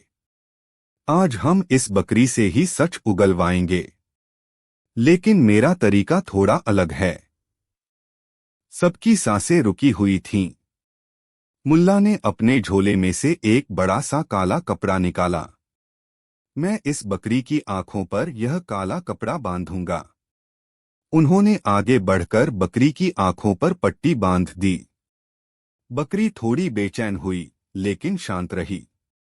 चौधरी हंसा, वाह मुल्ला जी, अब क्या यह अंधी होकर सच बोलेगी? मुल्ला ने उसकी बात को नजरअंदाज किया। अब मैं इस बकरी के सामने दो चीजें रखूंगा। पहली, चौधरी जी के घर से लाया गया शाही चारा, जिसमें बादाम पिस्ता मिला है। और दूसरी, रामू के खेत से उखाड़ी गई एक गोभी। एक सेवक ने मुल्ला के कहने पर दोनों चीजें बकरी के सामने रख दीं। मुल्ला ने घोषणा की, अब देखिए न्याय का चमत्कार। अगर यह बकरी सच में बेकसूर है और इसने कभी रामू की फसल को चखा भी नहीं, तो यह अपनी आदत के अनुसार सीधे अपने शाही चारे की तरफ जाएगी। लेकिन अगर यह झूठी है और रामू की फसल खाने की चोर है, तो इसकी जबान पर अभी भी उस गोभी का स्वाद होगा और यह बिना देखे भी सीधे गोभी की तरफ ही लपकेगी। इसका लालच ही इसका गुनाह कबूल करवाएगा। यह सुनते ही पूरे गांव में सन्नाटा छा गया। यह एक अद्भुत और अनोखी परीक्षा थी। चौधरी का हंसता हुआ चेहरा थोड़ा गंभीर हो गया। उसे अपनी बकरी के लालच पर भरोसा नहीं था। सबकी नजरें उस बकरी पर टिक गई, जिसकी आंखों पर पट्टी बंधी थी। मुल्ला ने बकरी की रस्सी खोल दी। जाओ, अपना इंसाफ खुद करो। बकरी, जिसकी आंखों पर पट्टी थी, पहले तो एक दो कदम हिली। उसने हवा में अपनी नाक घुमाई। एक तरफ बादाम की महक थी, जो वो रोज खाती थी, लेकिन दूसरी तरफ उस ताजी मीठी गोभी की जानी पहचानी खुशबू थी, जिसकी दावत उसने कल रात ही उड़ाई थी। जानवर की आदत और लालच इंसान के बनाए किसी भी कानून से ज्यादा ताकतवर होते हैं। एक पल दो पल और फिर बकरी बिना किसी झिझक के सीधे उस दिशा में बढ़ी जहां गोभी रखी थी। उसने एक ही झपट्टे में पूरी गोभी को अपने मुंह में भर लिया और मजे से चबाने लगी। जैसे ही बकरी ने गोभी खाई, पूरी पंचायत में जैसे एक धमाका हुआ। लोग अपनी जगहों से खड़े हो गए और चिल्लाने लगे, देखो, बकरी ने गोभी खा ली, बकरी चोर है, चौधरी झूठा है। सबूत आंखों के सामने था, किसी गवाह की जरूरत नहीं थी। बकरी ने खुद अपनी गवाही दे दी थी। चौधरी बलवान सिंह का चेहरा शर्म और गुस्से से तमतमा गया। उसका सिर झुक गया। सरपंच के पास भी अब कहने को कुछ नहीं था। मुल्ला की अक्लमंदी के आगे उनकी सारी चालाकियां धरी की धरी रह गई थीं। मुल्ला नसीरुद्दीन ने बकरी की आंखों से पट्टी उतारी और चौधरी के पास गए। चौधरी जी, जानवर अपनी आदतें नहीं छिपा सकते और इंसान अपनी फितरत। आपकी बकरी ने तो बस अपनी पसंद बताई है, लेकिन इस पसंद ने आपका झूठ बेनकाब कर दिया है। शर्मिंदा हुए चौधरी के पास अब कोई रास्ता नहीं था। उसे पूरी पंचायत के सामने अपनी गलती माननी पड़ी। मुल्ला ने फैसला सुनाया, चौधरी, तुम्हें रामू की फसल का दुगना हर्जाना देना होगा। एक हिस्सा उसकी मेहनत का और दूसरा हिस्सा तुम्हारे झूठ और अहंकार का। और आज के बाद तुम्हारी यह बकरी हवेली में बंधी रहेगी। अगर यह दोबारा किसी के खेत में नजर आई तो सजा बकरी को नहीं, उसके मालिक को मिलेगी। चौधरी ने चुपचाप सिर झुकाकर फैसला कबूल कर लिया। रामू काका की आंखों में खुशी के आंसू थे। उसने दौड़कर मुल्ला के पैर पकड़ लिए। मुल्ला ने उसे उठाकर गले लगा लिया। पैर मेरे नहीं, अपनी मेहनत के पकड़ो रामू। तुम्हारी सच्चाई ने ही मुझे यह रास्ता दिखाया। तो दोस्तों, इस कहानी ने हमें क्या सिखाया? यह कहानी हमें बताती है कि सच को छिपाया नहीं जा सकता। उसे सामने लाने के लिए बस एक अलग नजरिए की जरूरत होती है। और दूसरी बात, अहंकार और ताकत कितने भी बड़े क्यों न हो, वे एक दिन सच्चाई और बुद्धिमानी के सामने घुटने टेक ही देते हैं। आपको मुल्ला का यह अनोखा इंसाफ कैसा लगा? हमें कमेंट्स में जरूर बताइएगा। अगर आपको यह कहानी पसंद आई हो तो इस वीडियो को लाइक और शेयर करना न भूलें। और ऐसी ही ज्ञान और मनोरंजन से भरपूर कहानियों के लिए हमारे चैनल को सब्सक्राइब जरूर करें। मिलते हैं अगली कहानी में। कहानी 4। तारीख। तारीख। तारीख। ये एक ऐसा शब्द है जो किसी के लिए उम्मीद लेकर आता है तो किसी के लिए मुसीबत। कभी ये किसी फिल्म का मशहूर डायलॉग बन जाता है तो कभी हमारी जिंदगी की कड़वी हकीकत। हम सबने अपनी जिंदगी में कभी न कभी किसी से वादा किया होगा, बस अगली तारीख को पक्का, या किसी से सुना होगा, अरे भाई अगली तारीख तो आने दो। लेकिन क्या आप जानते हैं, तारीख पर तारीख देने की इस कला का आविष्कार किसने किया था? इतिहास के पन्नों में इसका श्रेय एक ऐसे शख्स को दिया जाता है जो बातों का जादूगर था और मुसीबतों को चकमा देने में माहिर। जी हां, हम बात कर रहे हैं मुल्ला नसीरुद्दीन की। आज हम आपको उस मजेदार और अविश्वसनीय कहानी की दुनिया में ले चलेंगे जब मुल्ला ने एक अमीर और कंजूस साहूकार से कर्ज तो ले लिया, लेकिन जब चुकाने की बारी आई तो उन्होंने तारीखों का ऐसा खेल खेला कि साहूकार का सिर चकरा गया, शहर का काजी परेशान हो गया और खुद बादशाह भी अपनी हंसी नहीं रोक पाए। तो तैयार हो जाइए, क्योंकि ये कहानी आपको हंसाएगी भी और सोचने पर मजबूर भी करेगी कि क्या कभी कभी तारीख पर तारीख देना भी एक कला हो सकती है।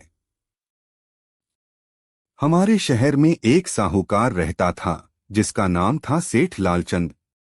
नाम में भले ही लाल था, लेकिन उसका दिल कोयले से भी ज्यादा काला और पत्थर से भी ज्यादा कठोर था।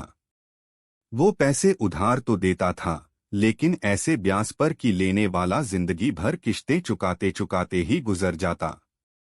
उसकी कंजूसी के किस्से पूरे शहर में मशहूर थे। एक साल शहर में सूखा पड़ा, फसलें बर्बाद हो गईं और लोगों के पास खाने पीने की कमी हो गई। मुल्ला नसीरुद्दीन का घर भी इससे अछूता नहीं था। उनके घर में भी अनाज के दाने खत्म होने को आए। अपनी पत्नी और बच्चों को भूखा देखकर मुल्ला का दिल भर आया। बहुत सोचने के बाद न चाहते हुए भी मुल्ला को सेठ लालचंद के दरवाजे पर दस्तक देनी पड़ी। मुल्ला ने कहा, सेठ जी सलाम। सुना है आपके दिल का दरवाजा हमेशा जरूरतमंदों के लिए खुला रहता है। सेठ बोला, खुला तो रहता है मुल्ला, पर अंदर आने का किराया लगता है। कहो कैसे आना हुआ? मुल्ला ने एक झूठी मुस्कान के साथ कहा, सेठ जी आप तो जानते ही हैं, अकाल ने सबकी कमर तोड़ दी है। घर में बच्चे भूखे हैं। बस 100 सोने की मोहरें उधार चाहिए थीं। जैसे ही अगली फसल आएगी मैं सूद समेत आपका कर्ज चुका दूंगा। सेठ लालचंद की आंखों में लालच की चमक आ गई। उसे पता था कि मुल्ला नसीरुद्दीन शहर के इज्जतदार आदमी हैं, पैसा लेकर भागेंगे नहीं। सेठ ने एक धूर्त मुस्कान के साथ कहा, ठीक है मुल्ला, मैं तुम्हारी मदद करूंगा, लेकिन मेरी एक शर्त है। तुम्हें आज से ठीक 3 महीने बाद अगली पूर्णिमा की शाम को मेरा कर्ज ब्याज के साथ लौटाना होगा। अगर एक दिन की भी देरी हुई तो ब्याज दुगना हो जाएगा, और अगर 1 हफ्ता देर हुई तो तुम्हारा यह प्यारा गधा जुम्मन मेरा हो जाएगा। यह एक बहुत ही सख्त शर्त थी। मुल्ला अपने गधे जुम्मन से बहुत प्यार करते थे, लेकिन उस वक्त बच्चों की भूख के आगे उन्हें कुछ नहीं सूझा। उन्होंने भारी मन से शर्त मान ली और एक कागज पर अंगूठा लगाकर 100 मोहरें ले लीं। सेठ मन ही मन हंसा। उसे लगा कि उसने मुल्ला को अपने जाल में फंसा लिया है। 3 महीने पलक झपकते ही गुजर गए। बारिश अच्छी हुई, फसल भी ठीक ठाक होने की उम्मीद थी, लेकिन इतनी नहीं कि मुल्ला 100 मोहरें और उस पर लगा भारी ब्याज एक साथ चुका सकें। पूर्णिमा की शाम आई। सेठ लालचंद अपने मुनीम के साथ सज-धज कर मुल्ला के घर पहुंच गया। मुल्ला घर के बाहर एक चारपाई पर लेटे थे और उन्होंने अपने पूरे शरीर पर चादर ओढ़ रखी थी। वो जोर जोर से कराह रहे थे। सेठ ने अकड़कर कहा, मुल्ला, ओ मुल्ला, कहाँ हो? आज हिसाब का दिन है। लाओ मेरी मोहरें और मेरा ब्याज। मुल्ला की पत्नी बाहर आई। सेठ जी धीरे बोलिए, इनकी तबीयत बहुत खराब है। कल रात से इन्हें इतना तेज बुखार है कि बेचारे उठ भी नहीं पा रहे। मुल्ला ने चादर में से अपना चेहरा निकाला।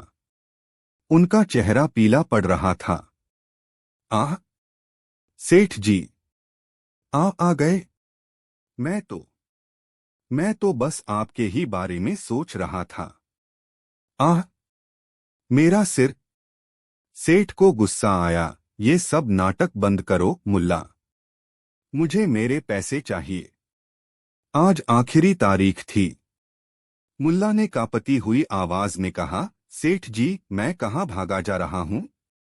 आप तो जानते हैं वादा खिलाफी करना मेरे खून में नहीं। लेकिन देखिए न, अल्लाह की मर्जी के आगे किसका जोर चलता है। मैं तो बिस्तर से उठ भी नहीं पा रहा। आप ही बताइए, इस हालत में मैं पैसों का इंतजाम कैसे करता? आप तो बड़े दिल वाले हैं। बस 1 हफ्ते की मोहलत दे दीजिए। अगली जुमेरात को सूरज ढलने से पहले आपकी पाई आपके हाथ में होगी।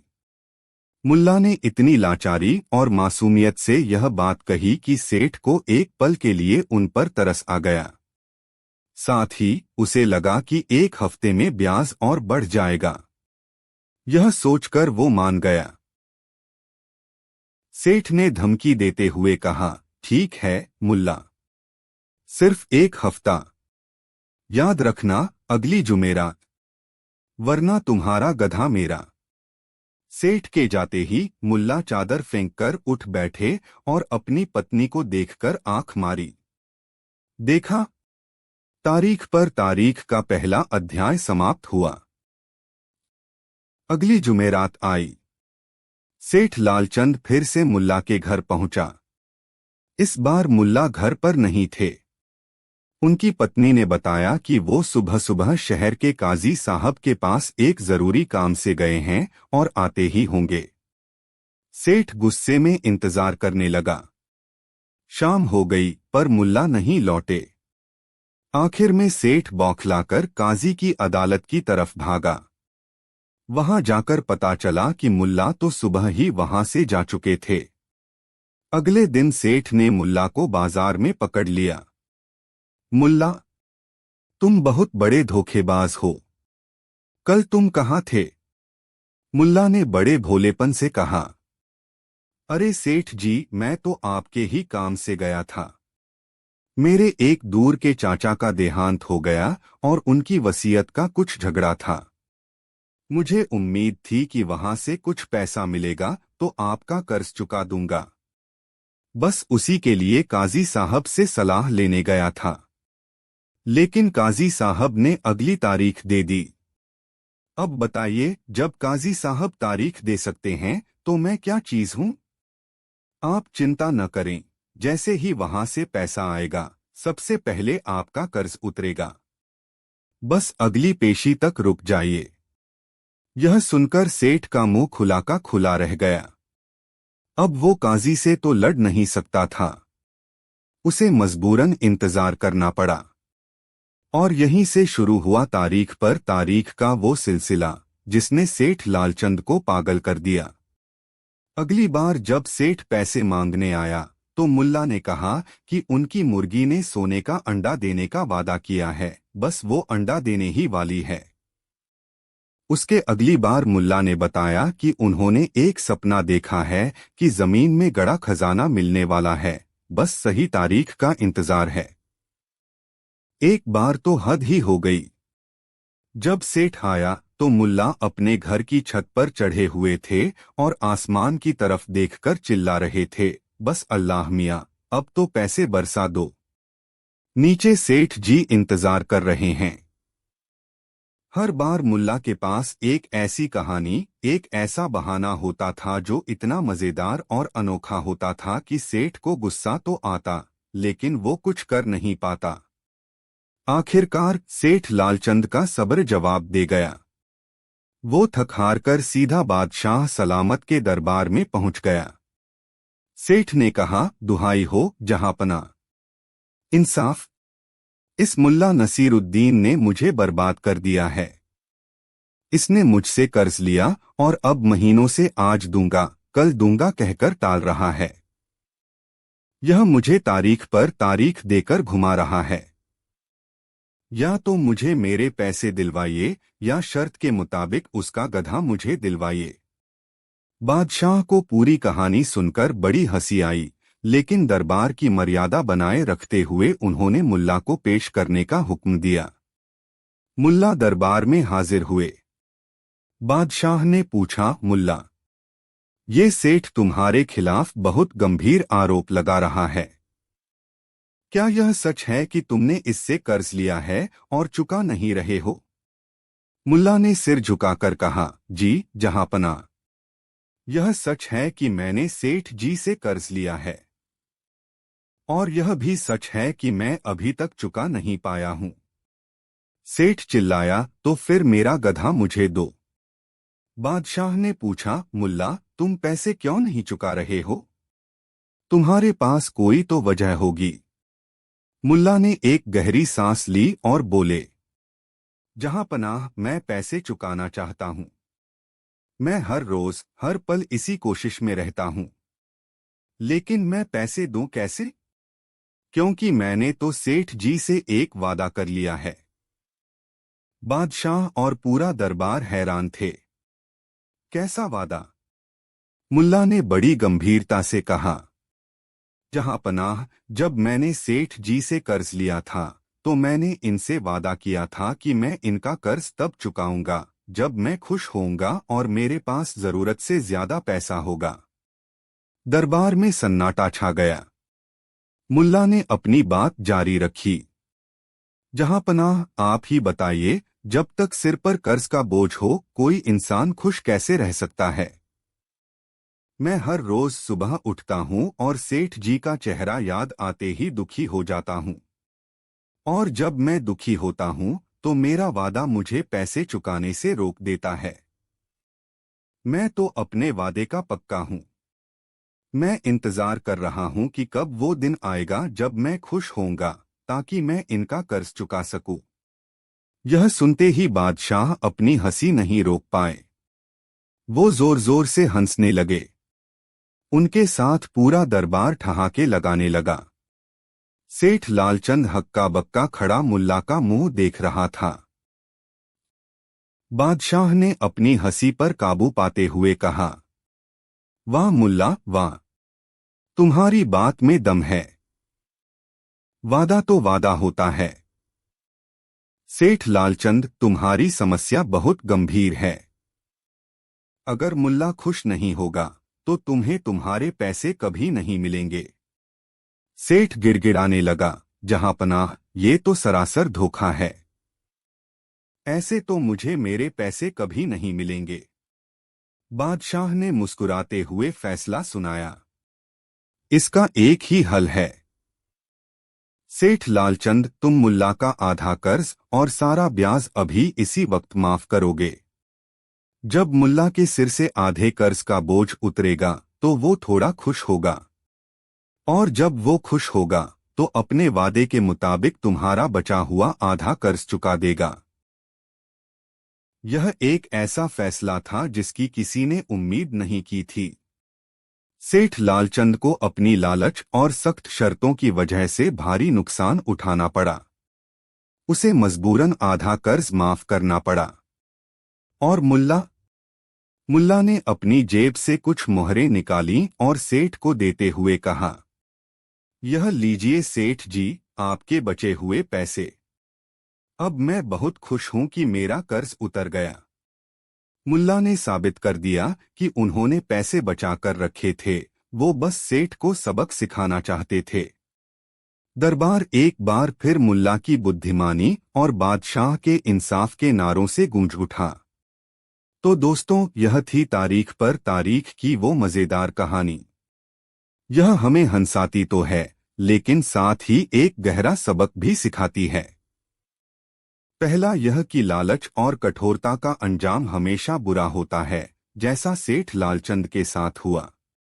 और दूसरा यह कि मुश्किल कितनी भी बड़ी क्यों न हो, अगर दिमाग का सही इस्तेमाल किया जाए तो हर समस्या से बाहर निकलने का कोई न कोई रास्ता जरूर मिल जाता है।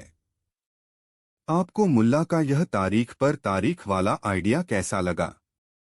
क्या आपने भी कभी किसी को ऐसे मजेदार बहाने दिए हैं? हमें कमेंट्स में जरूर बताइएगा। अगर आपको यह कहानी पसंद आई हो तो वीडियो को लाइक और शेयर करना न भूलें। और ऐसी ही चटपटी और ज्ञानवर्धक कहानियों के लिए हमारे चैनल को सब्सक्राइब जरूर करें। मिलते हैं अगली कहानी में। कहानी 5। बादशाह सलामत का दरबार अपनी शानो शौकत के लिए पूरे आलम में मशहूर था।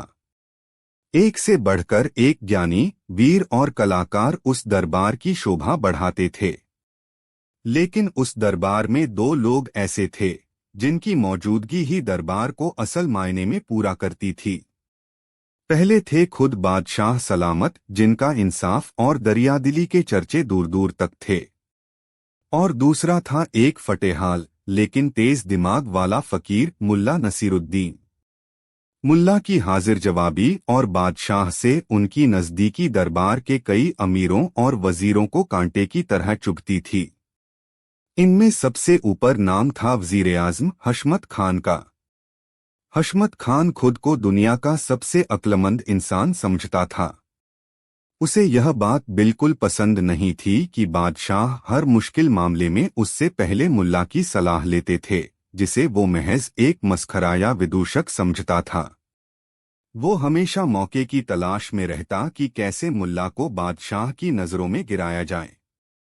एक दिन जब दरबार खचाखच भरा हुआ था, हशमत खान अपनी जगह से उठा और अदब से झुककर बोला, आलमपनाह, गुस्ताखी माफ हो, लेकिन मेरे मन में कई दिनों से एक सवाल कौंध रहा है।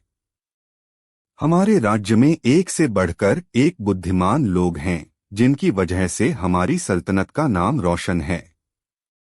लेकिन मैंने सोचा, क्या हमने कभी यह जानने की कोशिश की है कि हमारी सल्तनत में सबसे बड़ा मूर्ख कौन है? यह सुनकर पूरे दरबार में एक अजीब सी खामोशी छा गई। बादशाह भी चौंक गए। उन्होंने पूछा, वजीर साहब, यह कैसा सवाल है? हम मूर्खों की गिनती क्यों करें? हशमत खान ने बड़ी चालाकी से अपनी बात आगे बढ़ाई, जहां पनाह, मेरा मानना है कि एक कुशल शासक को अपनी प्रजा की ताकत के साथ साथ उसकी कमजोरियों का भी पता होना चाहिए। जब हमें राज्य के सबसे बड़े बुद्धिमान का पता है, तो सबसे बड़े मूर्ख का भी पता होना चाहिए। शायद उसकी मूर्खता से हमें कोई ऐसा सबक मिल जाए जो बड़ी बड़ी किताबों में न मिले। बादशाह को वजीर की बात में कुछ दम लगा, लेकिन समस्या यह थी कि इस काम को अंजाम कौन देगा? यह काम तो किसी का भी अपमान करने जैसा था। तभी हशमत खान ने अपना असली तीर चलाया। उसने मुल्ला नसीरुद्दीन की तरफ इशारा करते हुए कहा, जहां पनाह, मुझे लगता है कि यह काम मुल्ला नसीरुद्दीन से बेहतर कोई नहीं कर सकता। वो लोगों की नब्ज पहचानते हैं और गली कूचों में घूमते रहते हैं। वो ही हमारी सल्तनत के सबसे बड़े मूर्ख को ढूंढकर ला सकते हैं। यह एक सोचा समझा जाल था। हशमत खान जानता था कि यह काम नामुमकिन है। अगर मुल्ला किसी को भी सबसे बड़ा मूर्ख कहकर दरबार में लाएगा, तो उस व्यक्ति का अपमान होगा और हंगामा खड़ा हो जाएगा। और अगर मुल्ला खाली हाथ लौटे, तो यह उनकी नाकामी होगी।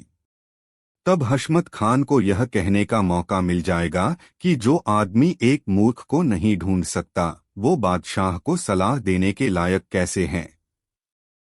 बादशाह ने मुल्ला की तरफ देखा। मुल्ला शांत भाव से सब सुन रहे थे। क्यों मुल्ला, क्या तुम यह काम कर पाओगे? बादशाह ने पूछा।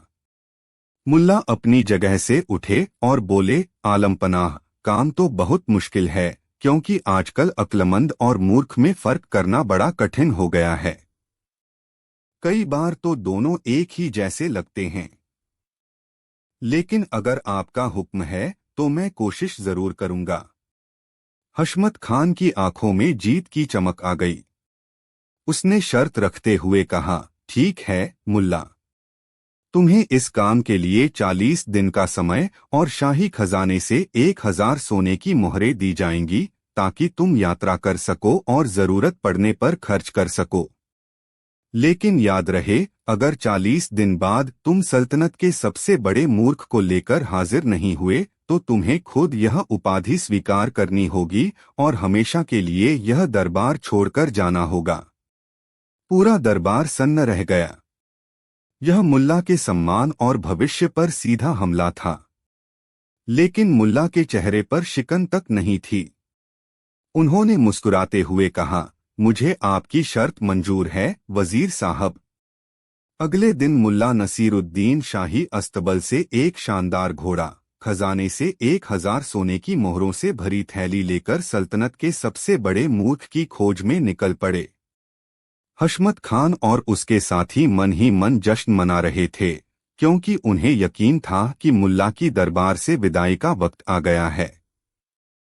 मुल्ला ने शहर से बाहर निकलकर कुछ गांव और कस्बों का चक्कर लगाया। वो लोगों से मिलते, उनकी बातें सुनते, लेकिन उन्हें कहीं भी सबसे बड़ा मूर्ख नजर नहीं आया। उन्हें हर जगह बस आम इंसान मिले, जो थोड़ी बहुत होशियारी और थोड़ी बहुत नादानी के साथ अपनी जिंदगी जी रहे थे। दिन हफ्तों में बदलने लगे और मुल्ला की खोज जारी रही। लगभग 20 दिन गुजर गए। एक दोपहर मुल्ला एक अनजान गांव के बाहर एक पेड़ की छांव में सुस्ता रहे थे। तभी उन्होंने एक अजीब नजारा देखा। एक आदमी अपने घर की दीवार बना रहा था, लेकिन उसका तरीका बड़ा अनोखा था। वो दीवार के ऊपर चढ़कर ईंटें लगा रहा था और फिर नीचे उतरकर गारा लेने जाता था। फिर ऊपर चढ़ता, फिर नीचे उतरता। इस चढ़ने उतरने में ही उसका सारा वक्त और ताकत बर्बाद हो रही थी। मुल्ला उसके पास गए और बोले, अरे भाई, तुम यह क्या कर रहे हो? गारे की परात अपने साथ ऊपर ही क्यों नहीं रख लेते? तुम्हारी मेहनत बच जाएगी। उस आदमी ने मुल्ला को घूरकर देखा और बोला, तुम्हें ज्यादा पता है या मुझे? मैं सालों से ऐसे ही घर बना रहा हूं। जाओ अपना काम करो। मुल्ला मुस्कुराए और आगे बढ़ गए। उन्हें लगा यह मूर्ख तो है, पर क्या यह सबसे बड़ा मूर्ख है? कुछ दिन और बीते। मुल्ला एक नदी के किनारे से गुजर रहे थे। उन्होंने देखा कि एक आदमी बड़ी बेचैनी से नदी के किनारे टहल रहा है। उसके पास एक भारी संदूक था। मुल्ला ने पूछा, क्या बात है भाई? इतने परेशान क्यों हो? आदमी बोला, मुझे नदी पार करनी है, लेकिन नाव वाला 2 मोहरें मांग रहा है। मेरे पास सिर्फ एक ही मोहर है। मुल्ला ने कहा, तो इसमें परेशानी क्या है? तुम यह संदूक लेकर तैरकर क्यों नहीं चले जाते? उस आदमी की आंखें चमक उठीं। वाह, क्या तरकीब सुझाई है! यह तो मैंने सोचा ही नहीं था। यह कहकर उसने संदूक अपने सिर पर रखा और नदी में कूद गया। संदूक इतना भारी था कि वो आदमी को लेकर सीधे डूबने लगा। बड़ी मुश्किल से मुल्ला ने शोर मचाकर कुछ लोगों को इकट्ठा किया और उसे बाहर निकलवाया। मुल्ला ने सोचा, यह भी बड़ा मूर्ख है। लेकिन क्या यह सबसे बड़ा है? समय बीतता जा रहा था। अब 40 दिन पूरे होने में बस 2 दिन बचे थे। मुल्ला को अब तक अपनी खोज का हीरा नहीं मिला था। वो थक-हार कर राजधानी की तरफ लौट रहे थे। शहर के बाहर एक मैदान में उन्होंने देखा कि एक आदमी जमीन पर लेटा हुआ है और टकटकी लगाकर आसमान को देख रहा है। उसके चेहरे पर गहरी चिंता थी। मुल्ला उसके पास बैठ गए। क्या हुआ दोस्त? आसमान में क्या ढूंढ रहे हो? क्या कोई खजाना छिपा है? आदमी ने उदासी से कहा, खजाना नहीं, मुसीबत छिपी है। मेरे बादशाह ने मुझे एक बहुत जरूरी काम सौंपा है। उन्होंने मुझे हुक्म दिया है कि मैं पता लगाऊं कि आसमान में कुल कितने तारे हैं। अगर मैंने सही गिनती नहीं बताई तो वो मेरी गर्दन कटवा देंगे। मैं कई रातों से गिन रहा हूं, पर हर बार गिनती गड़बड़ हो जाती है। मुल्ला को यह सुनकर हंसी आ गई। उन्होंने कहा, इसमें इतनी चिंता की क्या बात है? यह तो बहुत आसान काम है। आदमी उछल पड़ा, क्या तुम्हें पता है इसका जवाब? जल्दी बताओ, मैं तुम्हारा एहसान जिंदगी भर नहीं भूलूंगा। मुल्ला ने कहा, तुम जाकर अपने बादशाह से कहो कि आसमान में उतने ही तारे हैं जितने तुम्हारे गधे के शरीर पर बाल हैं। आदमी हैरान रह गया। लेकिन अगर बादशाह ने कहा कि गधे के बाल गिनकर दिखाओ तो? मुल्ला ने मुस्कुराकर जवाब दिया, तो तुम उनसे कहना कि अगर उन्हें तुम्हारी बात पर यकीन नहीं है तो वो खुद आसमान के तारे गिनकर देख लें। यह सुनकर वो आदमी खुशी से उछलता हुआ अपने शहर की तरफ भाग गया। मुल्ला वहीं बैठे सोचते रहे। उन्हें लगा कि जो बादशाह ऐसे बेतुके सवाल पूछता है और जो आदमी उसका जवाब खोजने में अपनी जिंदगी दांव पर लगा देता है, दोनों ही मूर्ख हैं। लेकिन सबसे बड़ा कौन है, यह तय करना अभी भी मुश्किल था। अब 40वां दिन आ गया था। मुल्ला को खाली हाथ दरबार में हाजिर होना था। वो धीरे धीरे अपने घोड़े पर सवार होकर शहर की ओर बढ़ रहे थे। तभी उनकी नजर एक आदमी पर पड़ी जो सड़क के किनारे खड़ा था और हर आने जाने वाले को बड़ी उम्मीद से देख रहा था। उसके हाव भाव से लग रहा था कि वो किसी का इंतजार कर रहा है। मुल्ला उसके पास रुके। किसका इंतजार कर रहे हो भाई? आदमी ने मुल्ला को ऊपर से नीचे तक देखा। मुल्ला का घोड़ा शानदार था और उनकी कमर में सोने की मोहरों वाली थैली लटक रही थी। आदमी की आंखों में एक चमक आई। वो बड़े अदब से बोला, हुजूर, मैं आपका ही इंतजार कर रहा था। मुल्ला चौंके, मेरा? पर मैं तो तुम्हें जानता भी नहीं। आदमी ने कहा, मैं आपको नहीं जानता, पर मैं आपकी जैसी शख्सियत का ही इंतजार कर रहा था। हुजूर, मैं एक सौदागर हूँ। मेरे पास एक ऐसी चीज है जो दुनिया में किसी के पास नहीं। एक ऐसा घोड़ा जो हवा में उड़ता है और सीधे जन्नत की सैर कराता है। मुल्ला ने हंसते हुए कहा, मैंने बहुत किस्से सुने हैं, पर उड़ने वाले घोड़े का किस्सा पहली बार सुन रहा हूँ। कहाँ है वो घोड़ा? सौदागर ने कहा, हुजूर, वो कोई मामूली घोड़ा नहीं है कि यहाँ सड़क पर खड़ा रहे। उसे मैंने एक गुप्त पहाड़ी पर छिपा रखा है। उसे सिर्फ वही देख सकता है जो उसका असली खरीदार हो। उसकी कीमत बस 1000 सोने की मोहरें हैं। मुल्ला ने कुछ देर सोचने का नाटक किया। फिर उन्होंने अपनी कमर से मोहरों की थैली उतारी और उस आदमी के हाथ में थमा दी। ठीक है, मुल्ला ने कहा, यह लो 1000 मोहरें। तुम जाओ और वो उड़ने वाला घोड़ा ले आओ। मैं यहीं इसी पेड़ के नीचे तुम्हारा इंतजार करूंगा। वो आदमी अपनी आंखों पर यकीन नहीं कर पा रहा था। उसे लगा कि आज उसकी किस्मत खुल गई। उसने थैली कसकर पकड़ी और बोला, आप यहीं रुकिए हुजूर। मैं बस पलक झपकते ही घोड़ा लेकर आया। यह कहकर वो पास की झाड़ियों में गायब हो गया और फिर उसका कोई अतापता नहीं चला। मुल्ला उस पेड़ के नीचे बैठ गए और शांति से इंतजार करने लगे। शाम हो गई, रात होने को आई, पर वो सौदागर नहीं लौटा। उसी शाम बादशाह का दरबार लगा हुआ था। सबकी नजरें दरवाजे पर थीं। 40 दिन पूरे हो चुके थे। वजीर हशमत खान के चेहरे पर विजय की मुस्कान थी। उसे यकीन था कि मुल्ला आज या तो खाली हाथ आएंगे या फिर आएंगे ही नहीं। तभी दरवाजे पर मुल्ला नसीरुद्दीन प्रकट हुए। वो अकेले थे। उनके साथ कोई नहीं था। हशमत खान अपनी जगह से खड़ा हुआ और तंज कसते हुए बोला, क्यों मुल्ला? कहा है सल्तनत का सबसे बड़ा मूर्ख? या फिर तुम खुद ही उस उपाधि को स्वीकार करने आए हो? मुल्ला शांत भाव से आगे बढ़े और बादशाह के सामने सिर झुकाया। आलमपनाह, मुझे सल्तनत का सबसे बड़ा मूर्ख मिल गया है। पूरा दरबार हैरान रह गया। कहाँ है वो? उसे पेश करो, बादशाह ने कहा।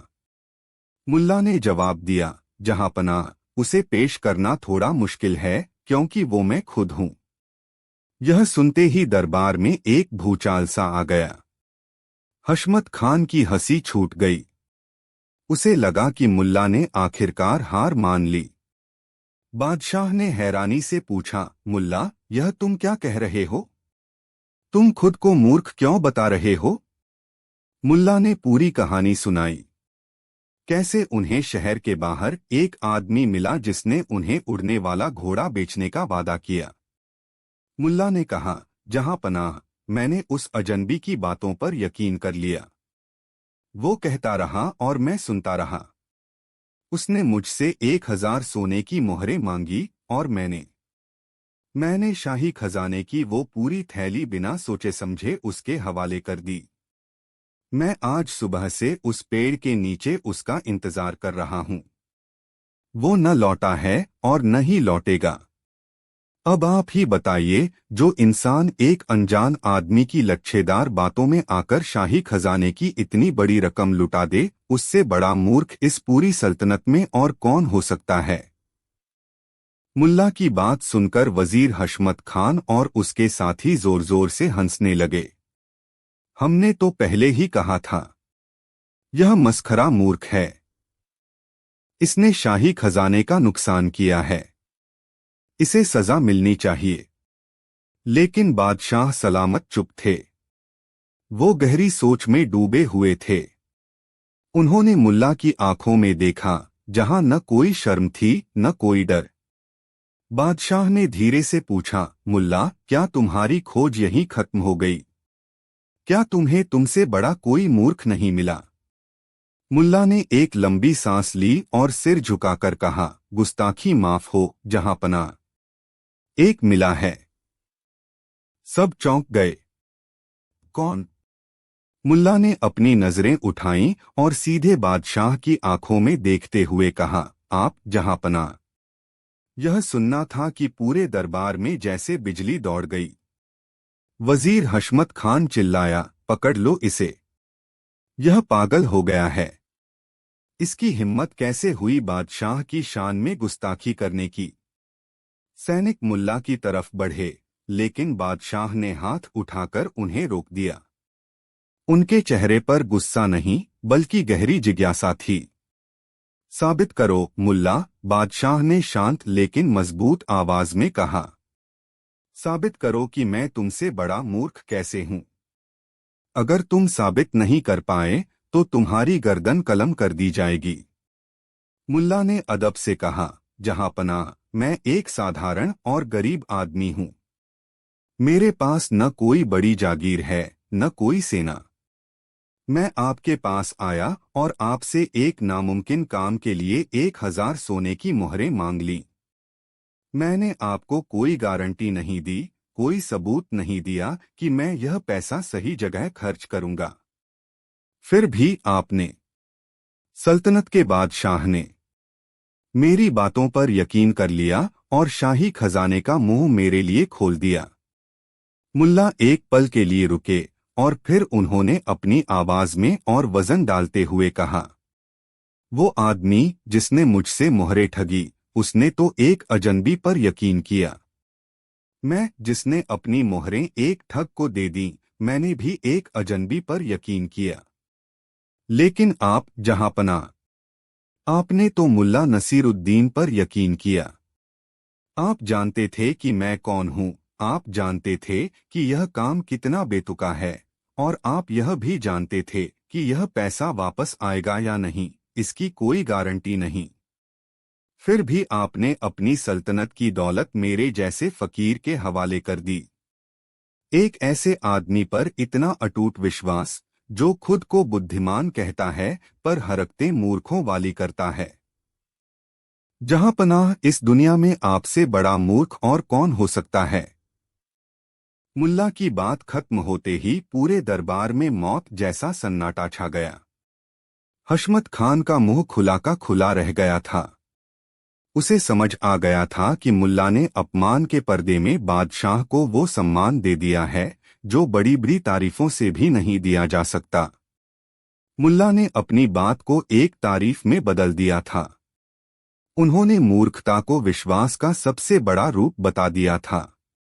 बादशाह सलामत अपनी कुर्सी से उठे। उनकी आंखों में नमी थी और होठों पर एक गहरी मुस्कान। वो धीरे धीरे चलकर मुल्ला के पास आए और उन्हें गले से लगा लिया। तुम सही कहते हो मुल्ला, बादशाह ने कहा। मैं ही इस सल्तनत का सबसे बड़ा मूर्ख हूं, क्योंकि मैं अपनी प्रजा पर और खासकर तुम जैसे दोस्तों पर आंख बंद करके भरोसा करता हूं, और मुझे अपनी इस मूर्खता पर गर्व है। उन्होंने वजीर हशमत खान की तरफ देखा, जिसका चेहरा शर्म से झुक गया था। आज से मुल्ला नसीरुद्दीन मेरे सबसे खास सलाहकार होंगे, बादशाह ने ऐलान किया, और इन्हें खजाने से 1000 मोहरें और इनाम में दी जाएं। क्योंकि इन्होंने हमें सिखाया है कि मूर्खता और विश्वास के बीच का धागा बहुत बारीक होता है और एक अच्छा राजा हमेशा विश्वास का रास्ता चुनता है।